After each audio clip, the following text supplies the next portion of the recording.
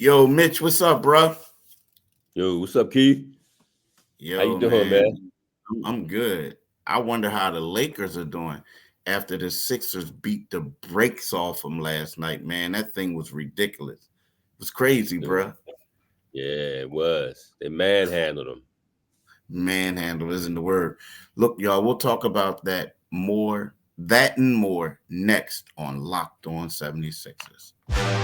You are Locked On 76ers, your daily Philadelphia 76ers podcast. Part of the Locked On Podcast Network.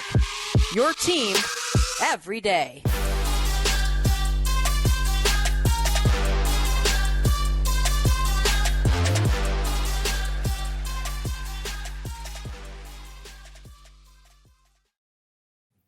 Thanks for making Locked On 76ers your first listen every day.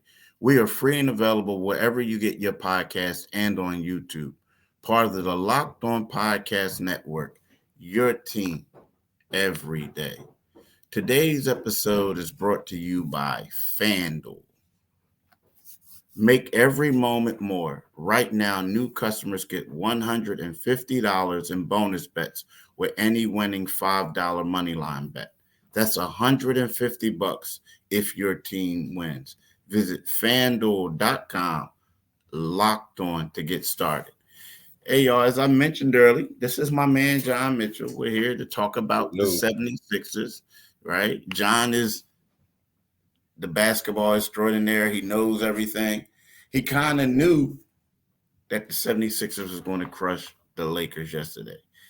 We talked about it in the podcast. We said how the 76ers have had success. And as Mitch pointed out, they were going for their seventh victory, 10th in the last 11 games against the Lakers. So they won 7 straight, 10 of the last 11 against the Lakers. And I'm here to tell you, Mitch, I was impressed with the Sixers.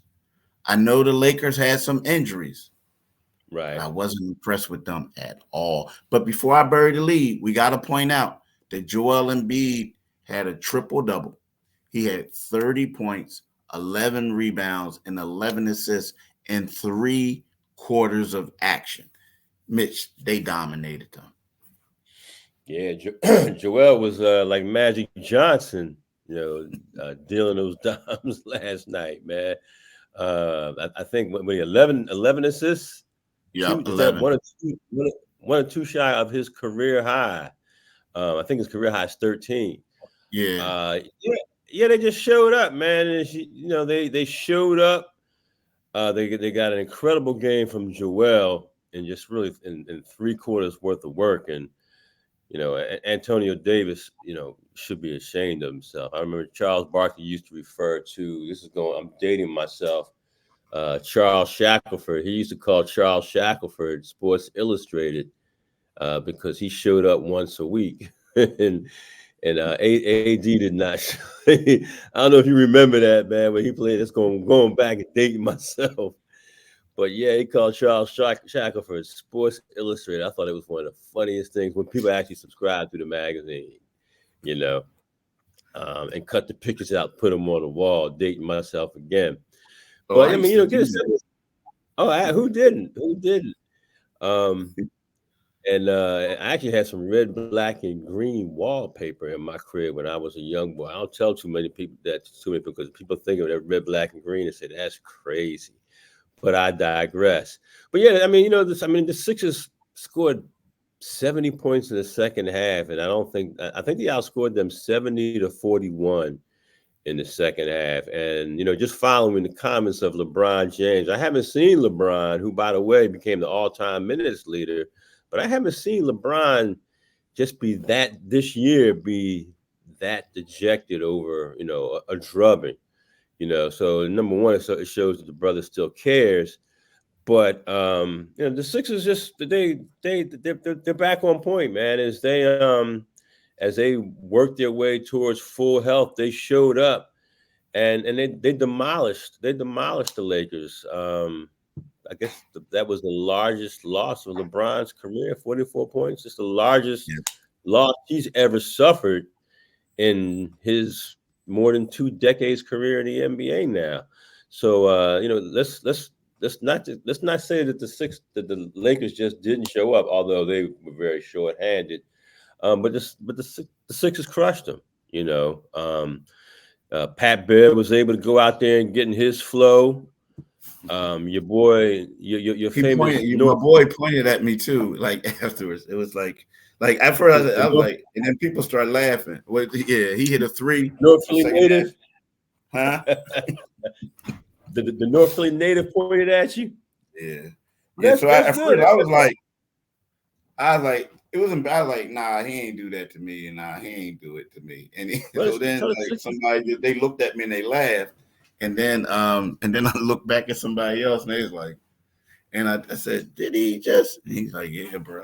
Yeah. Hey, well, you know what, man? He said, good article.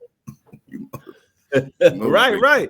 Yeah. And the 76ers need to put you on a payroll maybe and say, hey, what's up, Nick Nurse? Keith's articles can motivate him. But he played well. Yeah, he did. Yeah, he did. Shout out to him. He played well. He found his eye from 3-point range. It was a good overall win for them. Very good overall win. Yeah, Marcus Morris we're talking about. He had 16 points off the bench. Second time that he scored 16 points this season. Second time actually in 3 games. And what we're talking about is I did an article and I said, hey, like he's not making a contribution. And he took offense to it. Like basically say, hey man, what you talking about? I ain't getting minutes. Well, the one game afterwards, he got a start because Joel didn't play. He had 16 points, made 3 of 5 threes. This game, my man had 16 points and he made 4 of 6 threes, right? So 4 of 5 threes. So you look at it and you say to yourself, like, okay, player, you know what I mean? You playing well right about now. He's trying to find his groove. Yeah. But, the thing about that whole game, when we look at it, the Sixers just attacked them from the start. I mean, we look at Tyrese Maxey. Tyrese Maxey was only averaging three shot attempts in first quarters of games, right? Well, last night, the brother had 10 points in the first quarter, right? So he had 10 points while making 4 of 6 shot attempts. So he doubled up his attempts in that quarter, and he played well. We got to talk about, you got to talk about, like you said, Pat Bev. Pat Bev, let's be real. Pat Bev and Mo Bamba had a lot of motivation. They're probably going to deny it, but people forget. Pat Bev was on that team last year. They traded him to the Orlando Magic, right? That's true. And then they got rid of him. Like he thought he was the leader of the team. Some people say he was, but it got to a point they got rid of him. Mo Bamba goes to the Lakers in the Pat Bev trade. Well, worse than that. He had an option for making $10 million this year, a team option. They said, nah, bruh. They didn't give him his money. So now he's in Philadelphia playing on the minimum. So he was out there hitting threes, dunking on dudes. Like, you know what I mean? It was crazy. So big payback. And they were just raining threes on him. The one thing about Joel, I will say this, Mitch, and I'll let you go this. He had that 30, 11, and 11 triple-double, right? That was his 6th triple-double of his career, right? This came after Joel was unsuccessful 2 other times this season. I'm getting triple-double. And he came 1 assist shy. One of them, they benched him in the 4th quarter. And then the last game, he just didn't get it. He became, he was 1 assist shy. But when you look at this is a crazy stat. So he has 4 30-point triple-doubles, which ties him in second in NBA history with Charles Barkley. Only Hall of Famer Wilt Chamberlain from your high school had 15 30-point triple-doubles as a Sixer. That's cray-cray. Wilton Norman Chamberlain? Yeah, Wilton. I'm glad they changed him. Wilt. I would. Yeah. Wilton. I mean, he's. I'm just going to digress a little bit. He's just an amazing athlete to me, man. I'm not going to stay on Will long, but you ever notice how whenever ESPN reads a statistic, whether it's attached to Jokic, whether it's attached to a point guard, the third athlete that is always who also accomplished that happens to be the 7-footer from Cal Park.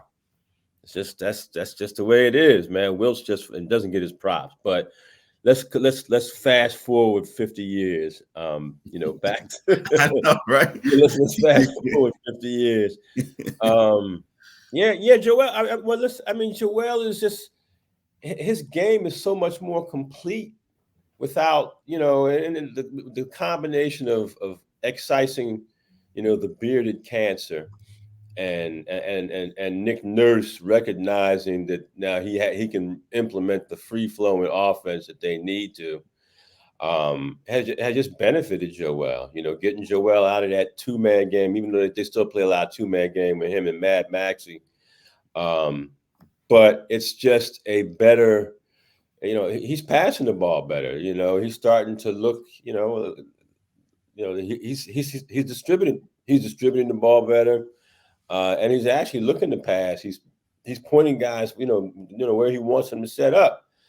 And I know just the other day we were talking about his conditioning, but the element of his passing game that's emerging this year and his ability to create assists and opportunities for other players is something is new to us, and I'm happy to see it, man. But Joel's really playing at a high level, man. He's playing at a high level, and there was no sense whatsoever to leave him in, late into that game because, they outscored him 70-41, and the Lakers officially announced, with 14 points in the fourth quarter that we're done. We just, this is just a march to the end of these 48 minutes that we have to play contractually, They look bad, man. They did look bad. They look bad. And again, you're right, the end of 48. And, and the sad part was, well, I mean, it was happy for Sixers fans, right? If you're a Sixers fan, you're happy. But for Lakers fans, the thing about it is, I got family members who live in LA, and they used to crack up and say how cheap Lakers tickets were in Philly. And I'm like, what do you mean cheap? And they would say, Keith, and they were right. I looked it up one time. They could go out there and buy a $300 plane. I mean, they could buy a plane ticket and get a $300 ticket to a Sixers game, and it would be cheaper than going to a game in LA to see the Lakers. So what happens is when the Lakers come on the East Coast, there's a lot of people from the West Coast or whatever. They all fly in. I mean, people come from all over to watch the Lakers play, right? So it was, when you go, when you go there, like the Sixers games are packed, but when you go there a lot of times, you know how it was, man. It was the same thing when you were covering the team. It's like you go there and you see all these Laker fans, right? And you felt kind of bad for a couple people because they were in the fourth quarter. They were standing up yelling at LeBron. They weren't being negative to him, but they were pleading, come on, LeBron, take over. And I'll be honest, man, back in the day, you know how it was. LeBron would come in here, and for like 3 quarters, he just, how you doing, rolling? In the fourth quarter, he was like, hold my beer. Like, you know what I mean? Like, it would just take over. He couldn't do it. And they were pleading with him, standing up with their Lakers gear on, like, come on, LeBron. Come on. And LeBron was just, what I mean? Like, he was all right. But dog, nah, man, it wasn't. And I'm not saying he was shot. It was just like it wasn't happening on this night, And AD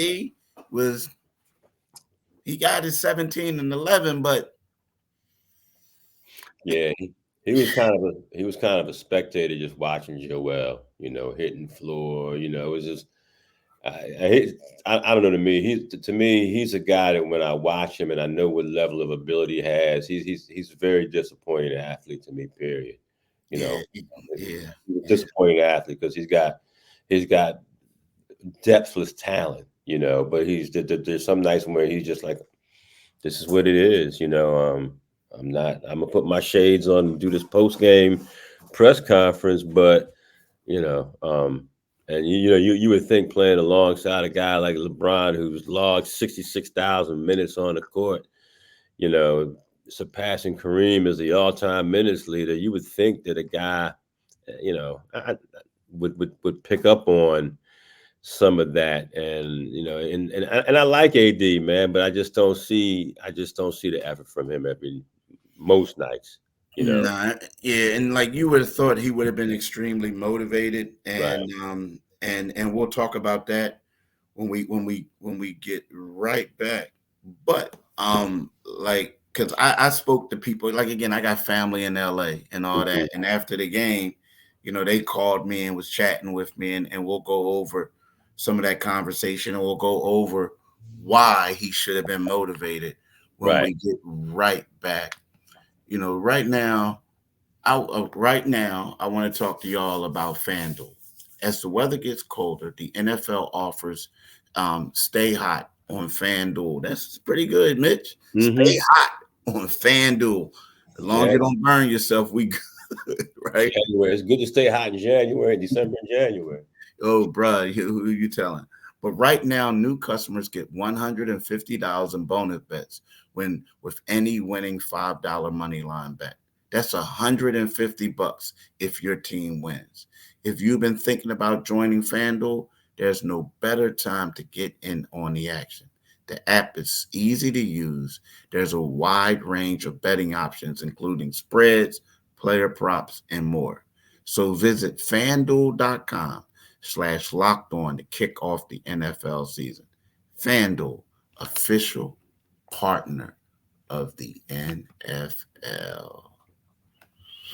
So, Mitch,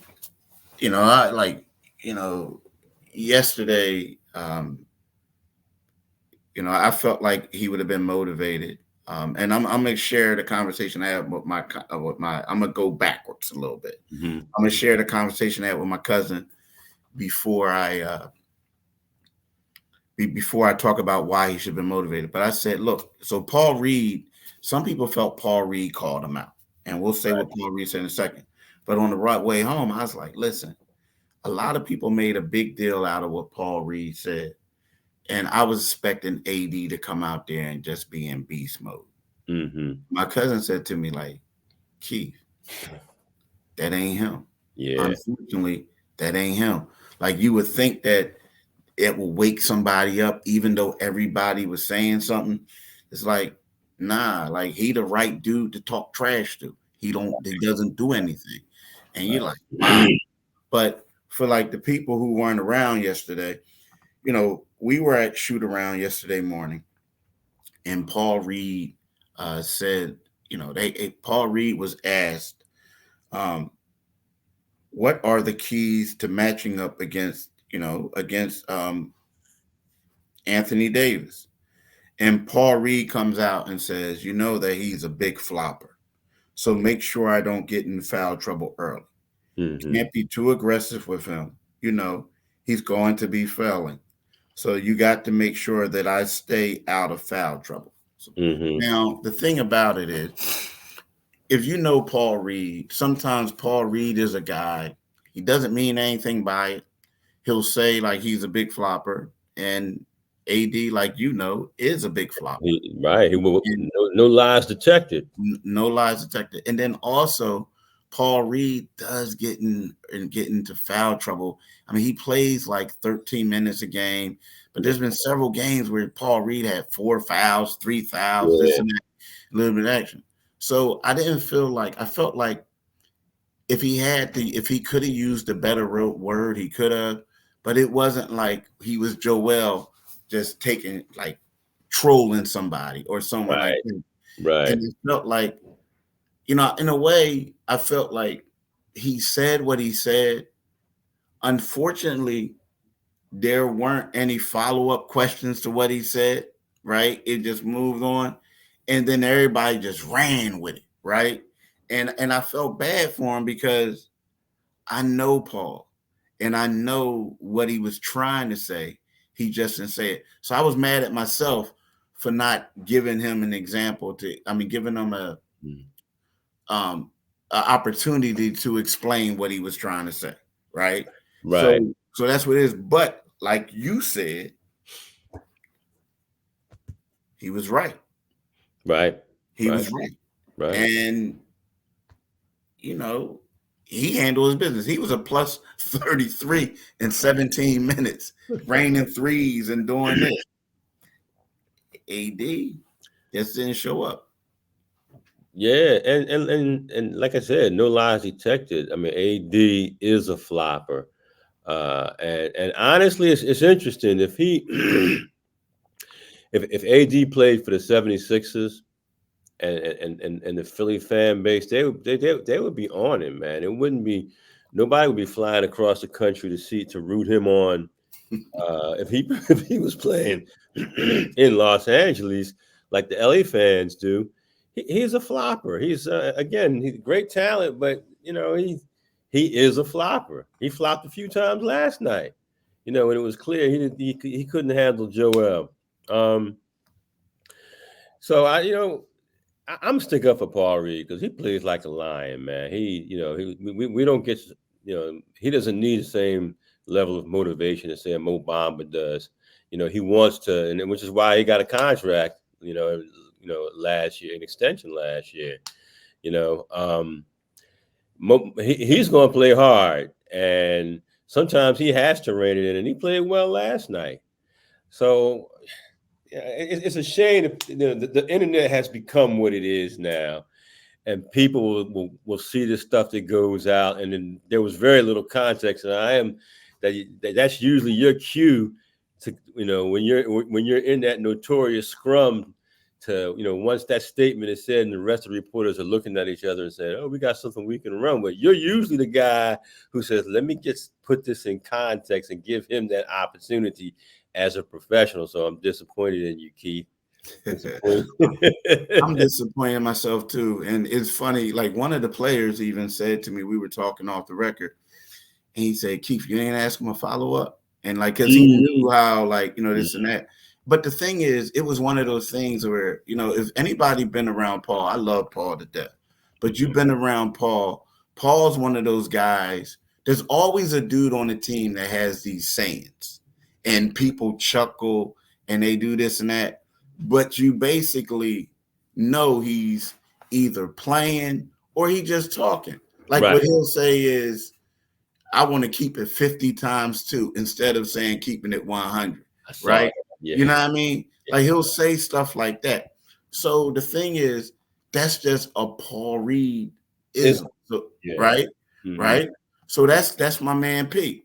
So the deal is that the deal is like you chuckle, you let it go, but on this particular day, it was like, "Yo, Paul said this. We're gonna do it," and it became something different. And he even said, like, man, he said to me, he said, "Keith, I don't know. I wish I would have said something else, described it." But then it got to a point where let's keep it 100. Let's keep it 50 times 2. So AD didn't do anything. So at the end of the game, like, yeah, you know what I mean? But the thing is, he wasn't scared. Like, I'm not going to say he was scared. He was like, "Look, I wish I had said something else, but it is what it is. I'm gonna go out there and play." And the funny thing is, the reason why he wasn't concerned. He was telling me, like, "Look, Keith, I'm starving for stuff. Right. Like, I don't have time to worry about why this is somebody being upset with what I said. Like, I want to be a starter one day. I want to do this. I want to do that. I gotta play. I ain't got time to worry about that." And mad props to him. You know what I mean? Yeah. Mad props to my man. And that is a candid moment from an NBA player that people can relate to.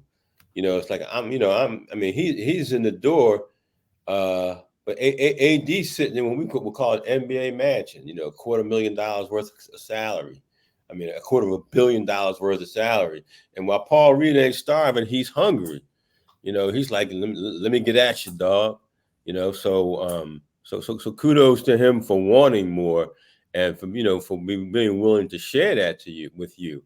And that's kind of how you got to look at it. It's like he wants more, man. And you can tell Paul Reed just when he gets out there, he's learning, man. He's reining in that aggression. He's learning how to channel his aggression. I wouldn't say so much reining it in. He's learning how to channel that aggression. And that's what a guy like him, who's considered, a fringe player, he's kind of a tweener. Where does he fit in? He's hungry, Yeah. What did Jason Kelsey say? Hungry dogs run faster. Yeah, that hungry dog was running fast, dude. He was hitting threes. He was like, yo, he played well. He played extremely well. Mm-hmm. B-ball Paul out of the mud. My man was balling. I give him that. I definitely give Paul that. But look, I want to talk about Kelly Oubre when we get right back from this break. Kelly Oubre practice. He was at yesterday's shoot around. Okay. He's expected to practice today. I believe, they how they are kind of vague because they don't want to mess stuff up. But the hope is that he's going to be a full participant, and there's a hope that he'll probably make this road trip. The Sixers will fly out today. I'm gonna go to practice, and then I got to fly to New Orleans. And there's a really good chance that Kelly is going to join the team on this trip. So I want to talk about that when we get right back from talking about PrizePicks. PrizePicks is the largest daily fantasy sports platform in North America. We are the easiest and most exciting way to play daily fantasy sports. It's just you against the numbers. Instead of battling thousands of other players, including pros and sharks, you pick more or less than 2 to 6 player stat projections and watch the winnings roll up. With the basketball season here, you can now pick combo projections across football and basketball with a special league. A league created specifically for combo projections that include 2 or more players from different sports of league. For example, LeBron James plus Travis Kelce at a 10.5 combo of 3-pointers made plus receptions. Now, Mitch, I'm going to tell you this. If the Eagles were playing the Chiefs and the Sixers were playing the Lakers on the same week, bruh, don't do that projection. Don't do it. I'm telling you, you're going to lose. But you may be able to get away with it because they didn't play well, neither one of them. Well, LeBron was okay, but you know what I mean. Yeah.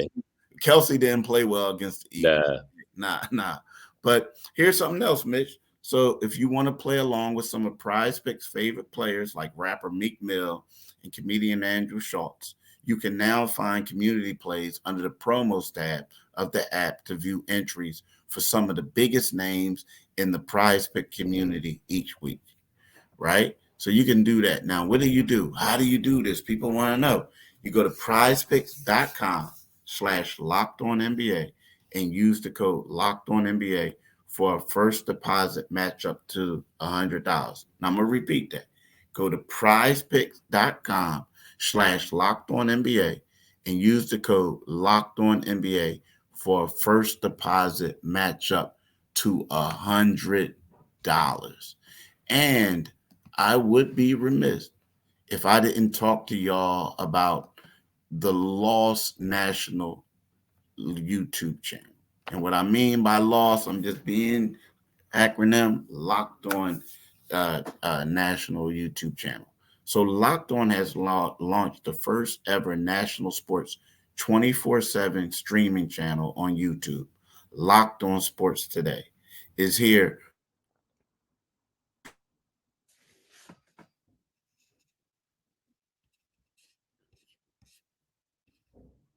every league. Go to Locked On Sports Today on YouTube and subscribe to the streaming channel. So I'm telling y'all, do that today, people.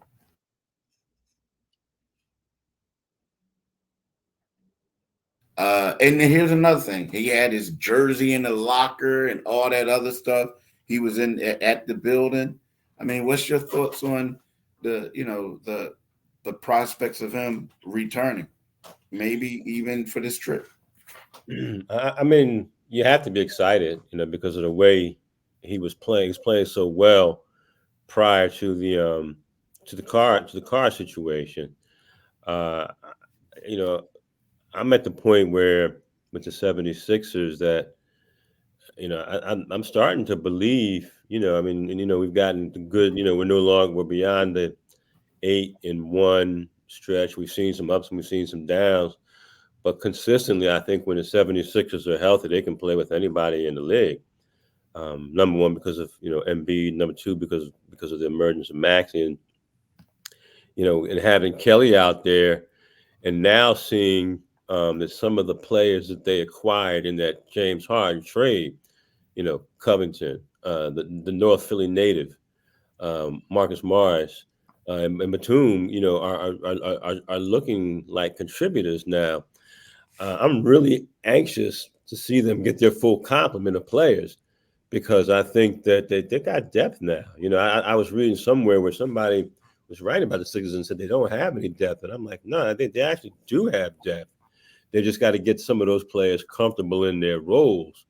I think Kelly Oubre's absence has actually, they haven't slipped far in the standings. I mean, they lost to good teams when they lost to Indianapolis, Boston, and Minnesota, and recently, but they now have an opportunity to get guys acclimated. And sometimes, a guy sitting out, particularly early in the season, when you can get him back at full strength soon, and get make sure you get all the pieces working together smoothly. I think this is a good opportunity now if he's back, because we kept hearing there was going to be an extended stay. And I was when you hear car accident. And the way some of these fools drive up and down these streets in Philadelphia, I said he's probably been hit pretty badly, and it's going to be out. I was thinking maybe to the end of 2023 and maybe an early start 2024. But I'm glad to see if he's making a trip, he's far along. He's and that's an indicator that he could be on the floor. So I'm excited. I'm hopeful. I'm glad that he's healthy. And I'm ready to see him rejoin the squad. Yeah. I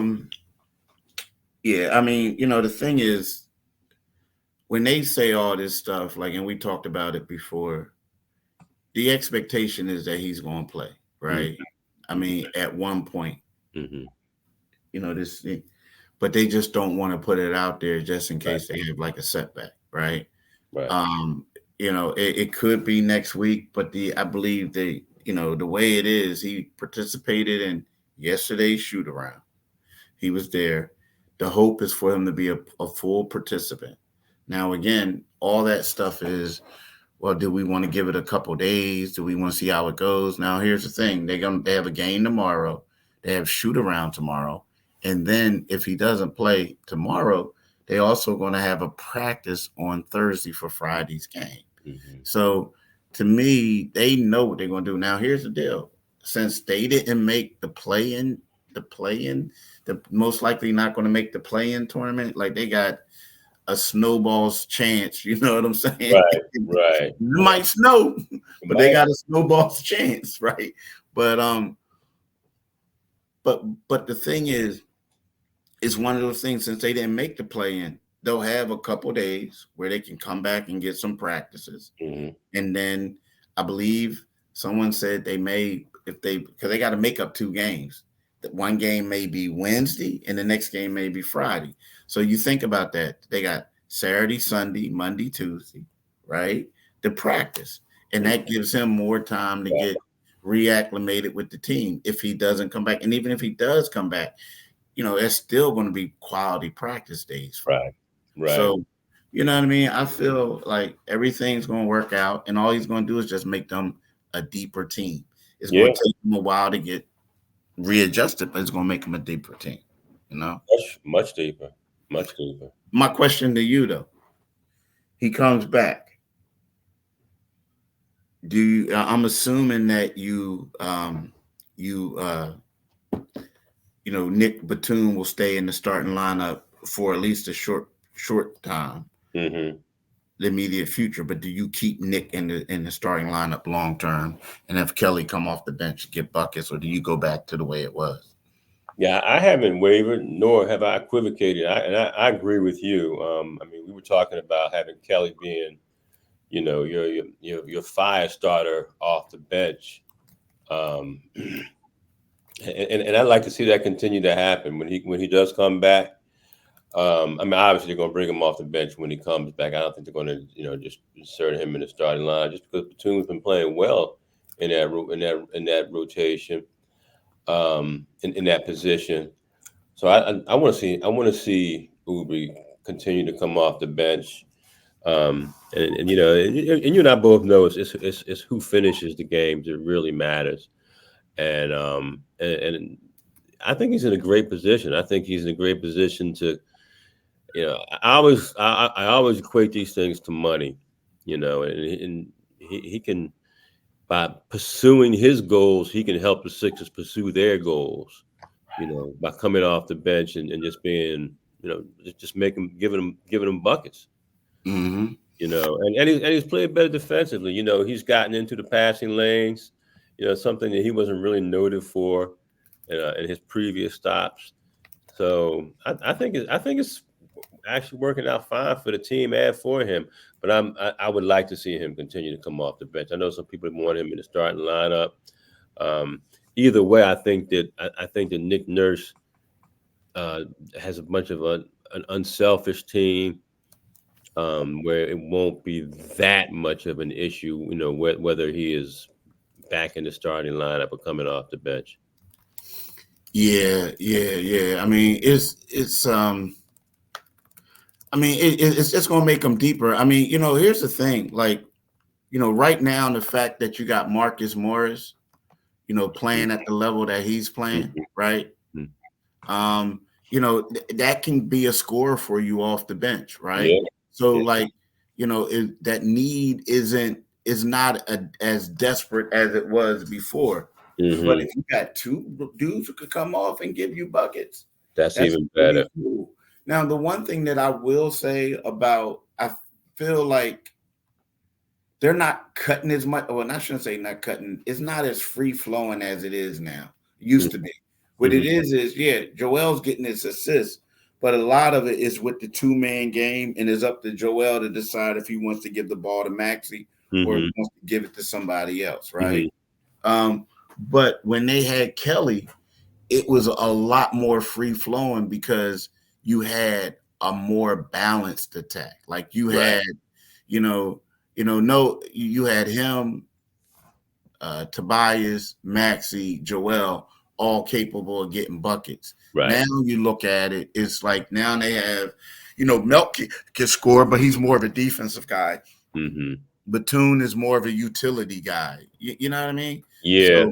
So it it is what it is. But yeah, like I agree with you. But it's now I just think that they're way more deeper. Yeah, they're much deeper. Yeah. I mean, it's you're close to the 76ers than anybody. And you actually are not scared to ask the pointed questions, but the obvious question, the answer people are receiving is that, the trade has worked out lovely for Philadelphia. It's worked out. We've gone from a situation where people were like, Joel's going to join that hopeless group up in New York that's half a century in without a championship, and he's out of Philly.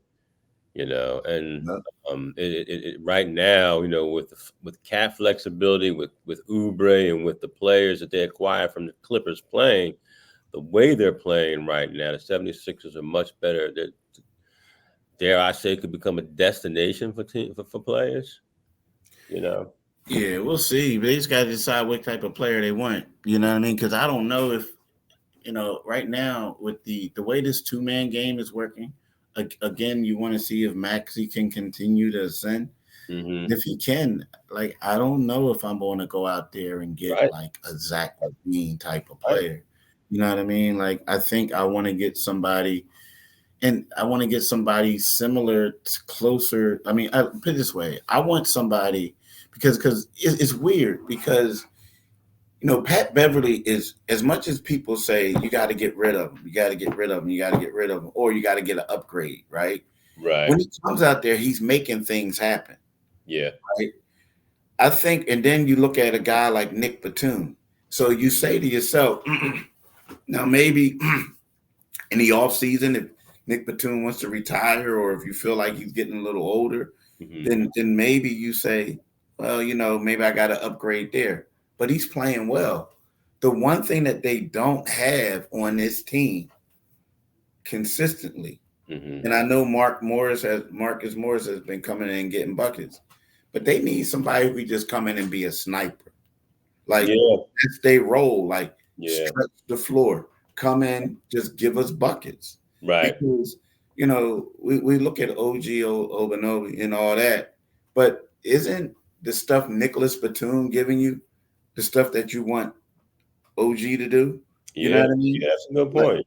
You know what I mean? So it's kind of like, you talk to people and it's like sometimes you always want to make these upgrades, but are you just making one for the sake of making it, or are you really getting something that's going to make you better? You know what I mean? Yeah. I hear you. That's a good point. Play chess and not checkers. I mean, not to throw that cliche out there, but I think OG can do those things better, and OG's younger. But when you have that guy who's doing those things, and that may not cost you with an OG, that means you can allocate those funds for possibly something else that you may need. Exactly, and that's what I'm saying. You're going to give up that. But look, y'all, I know y'all probably. I want to thank y'all for listening, but I know you're probably like, come on, bro, y'all going to talk for 50 minutes. but hey, look, listen, I want to speak for Mitch. We want to thank y'all for listening. We want y'all to have a blessed day. You could go and get this podcast wherever you get your podcast at. It's free and available, right? And you could go to our YouTube channel. When you go to our YouTube channel, click on this Locked On 76ers YouTube. Click on the Liberty Bell.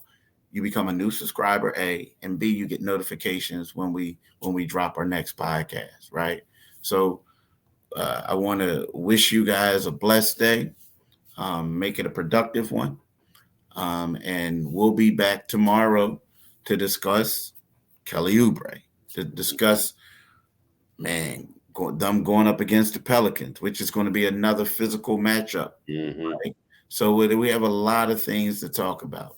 So I want to talk to y'all tomorrow. And again, have a blessed day and peace. Y'all be easy.